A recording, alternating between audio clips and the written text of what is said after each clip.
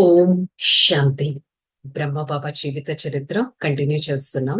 Last episode లో మనం boarding school ఎలా స్టార్ట్ అయింది, బోర్డింగ్ స్కూల్లో నియమాలు ఏంటి, యూనిఫామ్ ఏంటి, దినచర్య, ఇవన్నీ తెలుసుకుందాం. దాని కంటిన్యూషన్. बोर्डिंग में 6 वर्ष से लेकर 10 वर्ष तक आयु के बच्चों को अलग अलग क्लास होता था। 11 से 14 वर्ष कन्याओं का अलग कक्षा थी। సో బోర్డింగ్ స్కూల్లో 6 ఇయర్స్ నుంచి 10 ఇయర్స్ వరకు సపరేట్ క్లాసెస్ ఉన్నాయి. 11 ఇయర్స్ నుంచి 14 ఇయర్స్ కన్యలకి సపరేట్ క్లాसेस ఉన్నాయి. बच्चों की दिनचर्या इस प्रकार थी। वे प्रातः 5 बजे उठकर सैर करने जाते थे।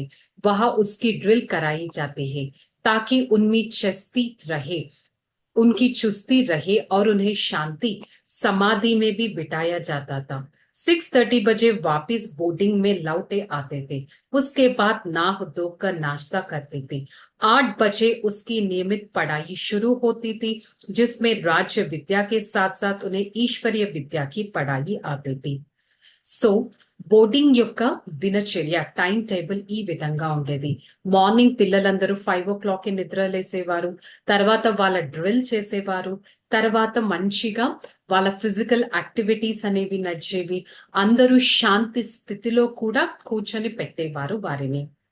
తర్వాత మళ్ళీ 5 నుంచి అవన్నీ యాక్టివిటీస్ అయ్యాక 6:30కి మళ్ళీ బోర్డింగ్ స్కూల్లోకి తిరిగి వచ్చేవారు.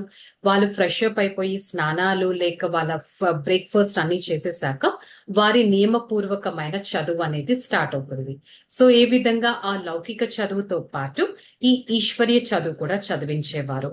उन्हें हिंदी, सिंधी, अंग्रेजी भाषा सिखाई जाती है। हिसाब किताब की पढ़ाई जाता था, परंतु साथ साथ ईश्वरीय ज्ञान भी दिए जाते थे।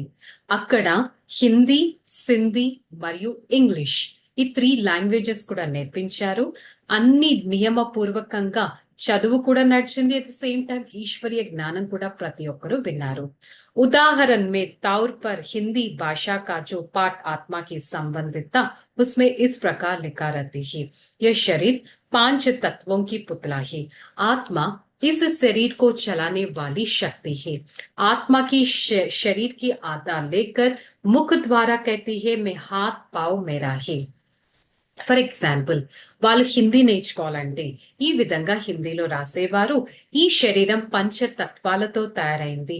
ఆత్మ ఈ శరీరాన్ని నడిపించేది. ఆత్మ ఈ శరీరాన్ని నడిపించే ఒక శక్తి.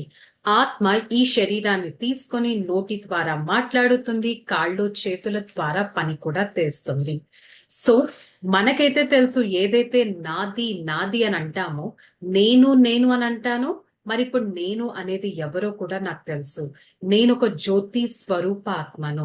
నేను ఆత్మ అమరుణ్ణి. నేను సత్యమైన చైతన్యమైన స్వరూపాన్ని. నేను ఆత్మ ఈ సృష్టి యొక్క నాటకంలో ఒక కంప్లీట్ పాత్ర అనేది చేస్తున్నాను. నేను ఆత్మ కర్మేంద్రియాల ద్వారా కర్మను కూడా చేస్తున్నాను.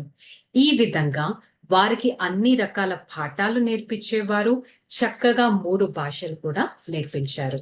సో ఇంకేం జరిగింది బోర్డింగ్ స్కూల్లో అనేది రేపటి ఎపిసోడ్ లో తెలుసుకుందాం. ఓం శాంతి.